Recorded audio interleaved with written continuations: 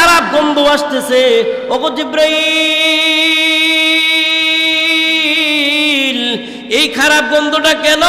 কি হয়েছে ওদের? নারী পুরুষ একত্রে তাদেরকে এই গর্তের মধ্যে ফেলানো হয়েছে, কেন তাদেরকে এই শাস্তি দেওয়া হয় না? জিবরাইল আমিন ডাক দিয়ে বলেন, ওগো পয়গম্বর, আল্লাহ পাক রব্বুল আলামিন তাদেরকে এইভাবে জিনার শাস্তি দিতেছে।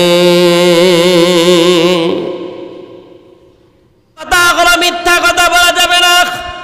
2 নাম্বার আমল হলো, আজকের 2 নাম্বার আমল হলো, ভালো কাজ হলে এটা সাপোর্ট দিতে হবে, মন্দ কাজ হলে বাধা দিতে হবে। গত জুমার আগের জুমায় বলেছিলাম বাধা দেওয়ার 3টা কিসিম, 3টা পদ্ধতি। একটা হলো প্রথমে লাঠি নিতে হবে যদি যোগ্যতা থাকে। দ্বিতীয় হলো মুখ দিয়ে বলতে হবে, যদি লাঠি নেওয়ার যোগ্যতা না থাকে মুখ দিয়ে বলার মতো হলে মুখ দিয়ে বলবে। তৃতীয় হলো যদি মুখ দিয়েও আমি বলতে পারি না তাহলে আমি অন্তর দ্বারা ঘৃণা করব। এই কিসিম হইল কয়টা? 3টা। এই মাথাটা মস্তিষ্কটা আল্লাহ পাক রব্বুল আলামিন আমাকে আপনাকে দান করেছেন। যতদিন পর্যন্ত সুস্থ থাকবে ততদিন পর্যন্ত অন্যায়ের বিরুদ্ধে থাকা লাগবে, আর যেই সমস্ত ভালো কাজ আছে ভালো কাজের পক্ষে থাকা লাগবে, ঠিক না? তৃতীয় কাজ হলো, একটা তুন্দলডির একটা গর্ত আমাদের জমিনের মধ্যে দেখা যায়।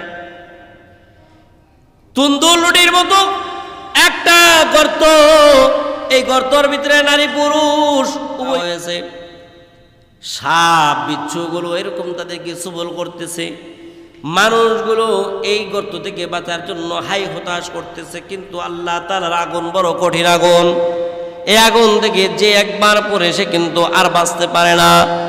এই আগুনের মধ্যে যখন পড়ে গেছে তাদেরকে এইরকম ভাবে জিনার শাস্তি দিতেছে। দুনিয়ার জমিনের মধ্যে জিনা করেছে, অন্যায় করেছে, অপরাধ করেছে।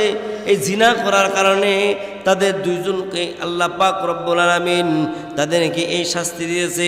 এখন বলেন, আজকের আলোচনার মধ্যে 3টা অপরাধ শিখলাম, 3টা অপরাধ করব না ইনশাআল্লাহ। 1 নাম্বার হলো মিথ্যা কথা বলবো না, 2 নাম্বার হলো ভালো কাজগুলো সাপোর্ট দেব, আর মন্দ কাজগুলোকে আমরা ঘৃণা করব, আর 3 নাম্বার হলো জিনা করব না ইনশাআল্লাহ। আল্লাহ পাক রব্বুল আলামিন আমাদের সবাইকে আজকের এই 3টা আমল করার তৌফিক দান করুন। সকলে বলেন আমিন।